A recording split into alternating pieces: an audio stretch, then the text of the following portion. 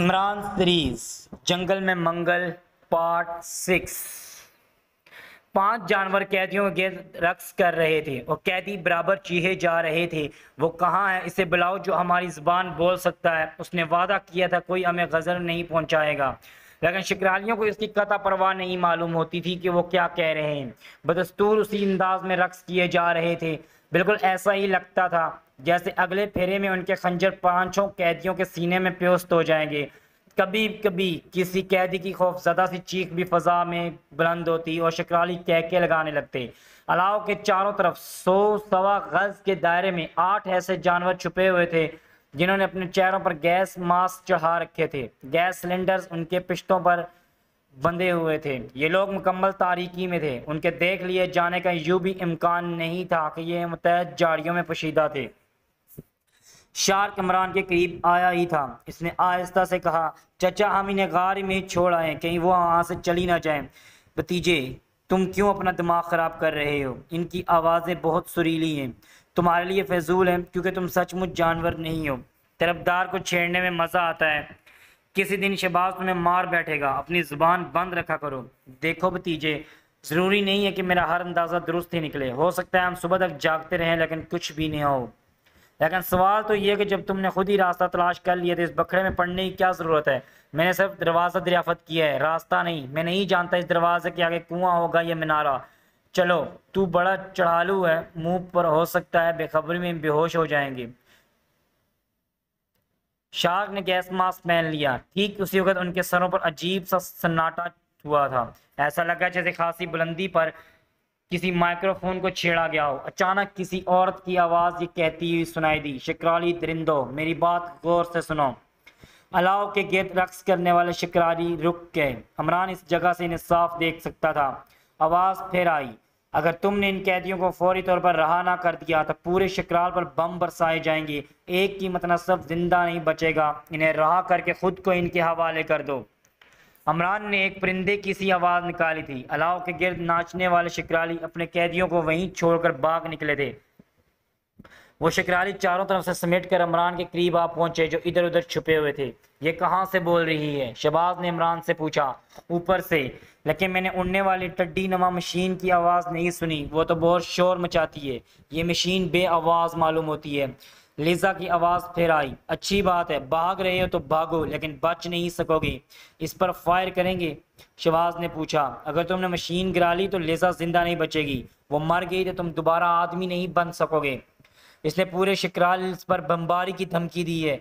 शहबाज झंझला कर बोला, हम आदमी बन सकें या ना बन सकें, लेकिन शिकराल की तबाही हमें गवारा ना होगी। ज़रा सब्र से काम लो, मैं देखता हूँ। क्या देखोगे? यही कि वो वहाँ कहाँ और कितनी बुलंदी पर है। कहाँ से देखोगे? और दरख्तों के ऊपर है, और यहाँ दरख्तों की शाखें इतनी गंजान है कि आसमान नहीं दिखाई देता। कहीं ना कहीं से तो ज़रूर देखी जा सकेगी, वरना इसने हमारे साथियों को भागते कैसे देख लिया? तुमने अभी तक मेरे हुक्म की तामील नहीं की। लीजा की गरजदार आवाज़ फिर सुनाई दी, मैंने कहा था कैदियों के हाथ पैर खोल कर खुद को इनके हवाले कर दो।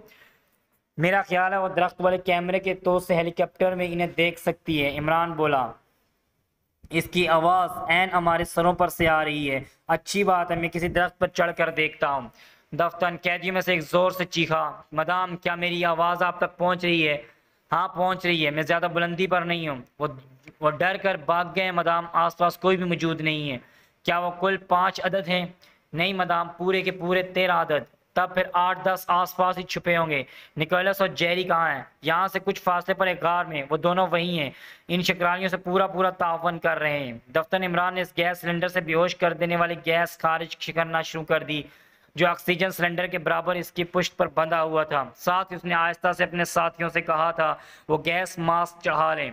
मैं इन्हें भी देखूंगी, तुम फिक्र ना करो। और मदाम, इस कैदी ने चीख के कोई और इतला देना चाही थी, लेकिन फिर इसका मुंह खुला का खुला रह गया। आंखें बंद हो गई। देखते ही देखते वो सब जमीन पर लड़क गए थे। क्या हुआ? ये क्या हो रहा है तुम्हें? लीजा की आवाज़ आई, लेकिन नीचे से कोई जवाब न मिल सका। निकोलस, मैं सब समझती हूँ, तुमने इन्हें गैस के इस्तेमाल से आगाह कर दिया है। अब तुम देखना अपना अशर। लीजा ऊपर से दहाड़ी। इमरान एक करीब दरख्त पर चढ़ने की कोशिश कर रहा था। शहबाज ने उसे रोकने की कोशिश की थी, लेकिन इमरान ने इसका हाथ झटक दिया था। अंधेरे में दरख्त पर चढ़ना आसान काम नहीं था। शायद इसी बिना पर शहबाज ने उसे रोकना चाहा।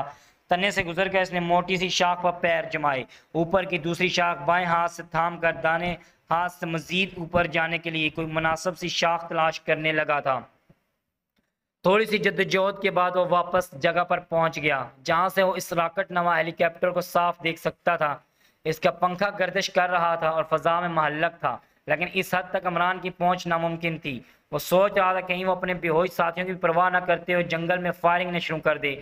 लिजा जैसी औरतों से कुछ भी बैद नहीं, हर तरफ से मायूस होकर वो सब कुछ कर गुजरती हैं। तो फिर अब क्या किया जाए? फौरी तौर पर कोई तदबीर समझ में ना आ सकी। निकोलस ने उसे ये नहीं बताया कि इमारत में कोई हेलीकॉप्टर भी मौजूद है। इसने सिर्फ इस हेलीकॉप्टर का जिक्र किया जिसके जरिए रसद इमारत तक पहुंचती थी या फिर वहां से प्रवास कर जाता था। मामूल के मुताबिक ही आता था, महीना दिनों के अलावा और कभी नहीं दिखाई दिया था। इस फिक्र के दौरान अचानक इसकी रेडीमेड खोपड़ी चल गई। इसने निकोलस की आवाज़ की नकल उतारते हुए लिजा को पुकारा। मुझे माफ़ कर दो लिजा। कौन? निकोलस, तुम कहाँ हो? एक दरख्त पर चढ़ पर मदाम मैंने इसके सर पर ज़रब लगाकर बेहोश कर दिया जिसने अभी गैस इस्तेमाल की थी, और इस्तेमाल से तुमने ही आगाह किया था। हरगिज़ नहीं। वो दिन याद करो जब तुमने टोनी और गैस्पर के साथ आई थी और मुझे बेहोश करने की कोशिश की थी। इन्होंने तुम्हें ऐसा करते देख लिया था। यकीन नहीं आता। अच्छा तो सुनो, इमरान ने गुस्सली आवाज़ में कहा। मुझे इसकी ज़रा बराबर परवाह नहीं कि तुम्हारे हाथों मेरा क्या हश्र होता है। मैं तो इन दोनों लड़कियों को बचाना चाहता हूँ। जब से ये पूरे 13 अदद इकट्ठे हुए इन दोनों की जान पर बनी हुई है, कहीं मर ही ना जाए। मुझसे नहीं देखा जाता। लिजा की आवाज़ फौरन नहीं आई थी। जल्द कोई तदबीर करो, इमरान निकोलस की आवाज़ में चीखा था। वो सब कहाँ हैं? एक के अलावा सब भाग खड़े हुए हैं। तुम्हारी आवाज़ सुनकर वो रुका रह गया था। शायद ये समझता था कि गैस मास्क और संतलिक गैस का सिलेंडर इसकी हिफाजत को काफ़ी होगा। इसने ज़बरदस्ती मुझे अपने साथ लिया था, मुझे भी गैस मास्क के इस्तेमाल पर मजबूर किया था। अगर तुम सच में मेरी मदद पर आमादा हो तो मैं तुम्हें माफ़ कर दूंगी। मैं तुमसे अपने लिए रहम की भीख नहीं मांगूंगा, लेकिन खुदा के लिए इन लड़कियों को बचा लो। अच्छी बात है तो सुनो, यहाँ से आधे फरलांग पर मशरक की तरफ लैंड करने की जगह है। मैं वहीं लैंड करने जा रही हूँ, वहीं पहुँच जाओ। बहुत अच्छा, इमरान ने कहा और उस वक़्त तक दरख्त पर रहा जब तक हेलीकॉप्टर मुड़कर बताई हुई सिमत पर परवाज नहीं कर गया। फिर वो बड़ी फिरती से नीचे उतरा था। क्या हुआ? शहबाज की आवाज़ है। निकोलस कहाँ है? हम उसे गार में छोड़ आए थे। वो दरख्त पर कैसे पहुंच गया? वह अब भी गार में ही होगा। कमाल के आदमी हो चाचा, शार्क बोला। इमरान ने जल्दी इन्हें बताया कि वो क्या कर गुजरा है। तो फिर हमें इस तरफ चल देना चाहिए, शहबाज ने कहा। नहीं, सिर्फ मैं जाऊंगा, किसी किस्म का खतरा मोल नहीं ले सकता। वो बहुत चिल्लाक है। तुम इन कैदियों पर नजर रखो, ये जल्द ही होश में आ जाएंगे क्योंकि गैस किस कदर फासले से फेंकी गई थी। असर कमजोर ही होगा। मैं भी नहीं चाचा, शार्क ने मायूसी से पूछा। नहीं, तुम भी नहीं भतीजे, इमरान ने कहा और इन्हें छोड़कर आगे बढ़ गया। इसने वो छोटा सा मैदान पहले ही देख रखा था जिसके आसपास ऊंची और घनी शाखों वाले दरख्त थे। वो तेजी से आगे बढ़ता रहा। इसके अंदाजे के मुताबिक हेलीकॉप्टर बहुत पहले लैंड कर चुका होगा। झाड़ियों के ऊट में चलते चलते वो अचानक रुक गया। थोड़े फासले पर रोशनी का जमाका सा हुआ। फिर इसने बड़ी फिरती से खुद को जमीन पर गिराया था और अपने पुश से दोनों गैस सिलेंडर खोल फेंके थे। गैस मास्क भी उतार दिया था। थोड़ी देर बाद हेलीकॉप्टर का दरवाज़ा खुला और लीजा नीचे उतरकर दरवाजे से मिली खड़ी रही। इमरान सोच रहा था कि ज़रूरी नहीं नीचे उतरने वाली लीजा ही हो। वो इस मुहिम पर तनहा तो नहीं आ सकती, लिहाजा अभी खुद इसकी तदबीर कामयाब नहीं की जा सकती। इमरान सोच रहा था हेलीकॉप्टर यहाँ से ज़्यादा 20-22 गज के फासले पर रहा होगा, लेकिन अंधेरे में इसका अंदाज़ा कर लेना महाल था। ऊपर से उतरने वाला कोई मर्द या औरत सिर्फ एक हवेला सा नजर आ रहा था। इमरान जहाँ था वहीं दबकरा। सोचने लगा तो खतरा तो मोल लेना ही पड़ेगा, वरना हो सकता है मजीद देर होने पर वो हाथ से निकल जाए। वो आहिस्ता आहिस्ता रेंगता हुआ आगे बढ़ा, चक्कर काट कर हेलीकॉप्टर के दूसरे पहलू पर पहुंचना चाहता था। अभी आधा ही फासला तय हुआ था। लीजा फिर हेलीकॉप्टर में जा बैठी, लेकिन दरवाज़ा खुला ही रहने दिया। इमरान रुक गया। दूसरी दुश्वारी। अच्छी बात है, इमरान आहिस्ता से बड़बड़ाया, लेकिन देखा जाएगा। वो अचानक कई फुट उछला और दम से नीचे गिर कर कराहा, लेकिन करा भी निकोलस के अंदाज में थी। क्या हुआ? इसने लीजा की आवाज़ में कहा। मैं झाड़ियों में उलझ कर गिर पड़ा हूँ मदाम, बुरी तरह उलझा हूँ, अब उठ नहीं सकता। रोशनी ना होने पाए, पता नहीं कहाँ है। इमरान ने कहा। तुम इसी तरह बोलते रहो, मैं तुम्हारे पास पहुँच जाऊँगी। जल्दी कीजिए, वो खबीस रूहों की तरह मेरे हवास पर छाए हुए हैं, ज़रा सी भी रोशनी ही होनी चाहिए। फिक्र मत करो। फिर वो उसके सर पर पहुंच गई, लेकिन तारीकी में स्याह बालों का गोल मटोल सा ढेर उसे नजर नहीं आया था। दफ्तन इमरान उछला और उसे दबोच बैठा। बालों का एहसास होते ही बेख्तियार लीजा की चीखें निकलने लगी थी। इमरान ने जोर से वक़्क़ा लगाया। अगर हो ना औरत ही। इस बार इमरान अपनी असल आवाज़ और शिकराली में बोला। चीखने के अलावा और क्या कर सकती हो? और निकोलस को गालियां देने लगी थी। इस पर इमरान कुछ नहीं बोला था। अलबत्ता लीजा की कनपट्टियों पर इसकी उंगलियों का दबाव बढ़ता जा रहा था। थोड़ी देर बेहोश होकर इसके बाजू में झूल गई। इमरान ने उसे कांधे पर डाला और अलाव की सिमत दौड़ लगा दी। लीजा को होश आया तो इस पर बेहोशी तारी थी। फौरी तौर पर एहसास हो गया हाथ पुष्प पर बंधे हुए हैं। इसके इर्द गिर्द 10 फील्ड वर्कर भी दर्जनों बैठे थे। अलाव रोशन था, काले जानवरों का दूर दूर तक पता नहीं था। ये बहुत बुरा हुआ मदाम, एक फील्ड वर्कर ने बड़ाई आवाज में कहा। अब जिंदगी की कोई उम्मीद बाकी नहीं रही। वहम है तुम्हारा। अगर इन्होंने मुझे मार डाला तो हमेशा इसी हाल में रहेंगे, दोबारा आदमी नहीं बन सकेंगे। तो क्या वो दोबारा आदमी बन सकते हैं? क्यों नहीं। बेहोश होने से कबल मैं आपको इतला देना चाहता हूँ, इन काले जानवरों में से एक हमारी जुबान बखूबी बोल और समझ सकता है। नामुमकिन। यकीन कीजिए मदाम, इसी ने निकोलस से हमारे मुतल्लक सारी मालूमात हासिल की हैं और इसे बुरी तरह वगला रखा है। मैं इसका तसव्वुर भी नहीं कर सकती। पता नहीं वो अब सब कहाँ गायब हो गए हैं। लीजा कुछ नहीं बोली। उसके चेहरे पर बदहवासी के आसार बदस्तूर कायम थे। चारों तरफ आंखें फाड़ फाड़ कर देखी जा रही थी। ये एक बहुत बड़ा गार था। दफ्तन किसी जानब से निकोलस बरामद होकर इनके सामने आ खड़ा हुआ। लीजा उससे नजरें चुराने की कोशिश कर रही थी। मदाम गोरदो, वो मेरी वो जैकेट कहाँ जो मैंने जानवर बनाए जाने से कबल पहन रखी थी? निकोलस ने सवाल किया। क्यों? लीजा ने तीखे लहजे में पूछा।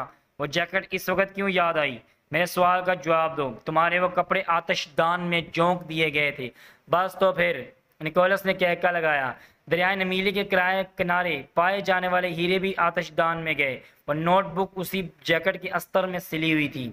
तो तुम्हें सब कुछ ज़बानी याद होगा, लीजा ने तज़किया लहजे में कहा। हम काना ख्याल है। वो तो मैंने इसलिए कहा था तुम मुझे जेरी समेत दोबारा जंगल में फंकवा दो, और ये देखने के लिए कि हम किधर जाते हैं। खुदा तुम्हें गर्द करे, लीजा दांत पीस कर बोली। तुमने ही आवाज़ देकर मुझे फंसवाया भी है। अब तुम देखना अपना हशर।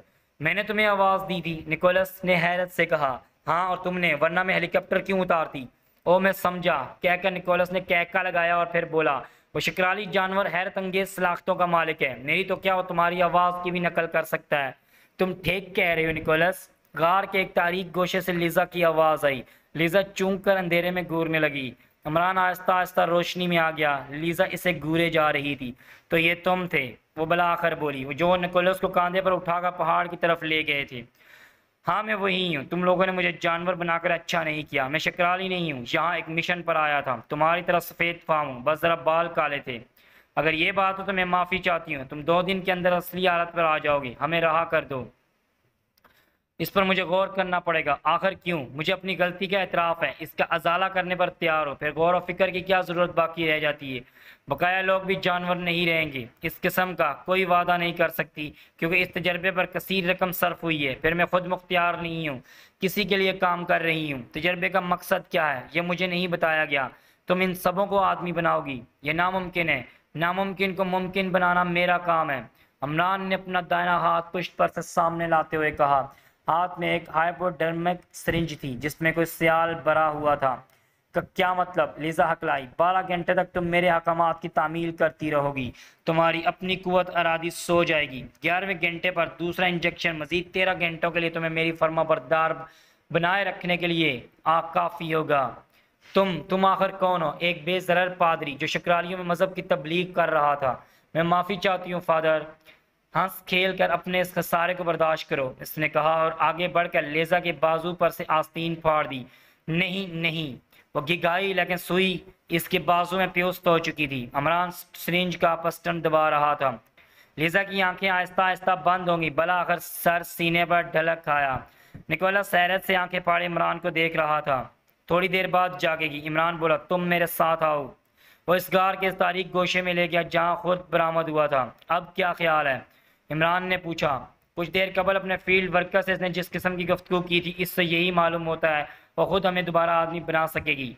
इस इंजेक्शन के असर से वो सच्ची बात बताने पर मजबूर होगी। लेकिन मैं ये सोच भी नहीं सकता था फादर। मैं तो तुम्हें शिकराली समझता रहा। बड़ी दुश्वारी आ पड़ी है।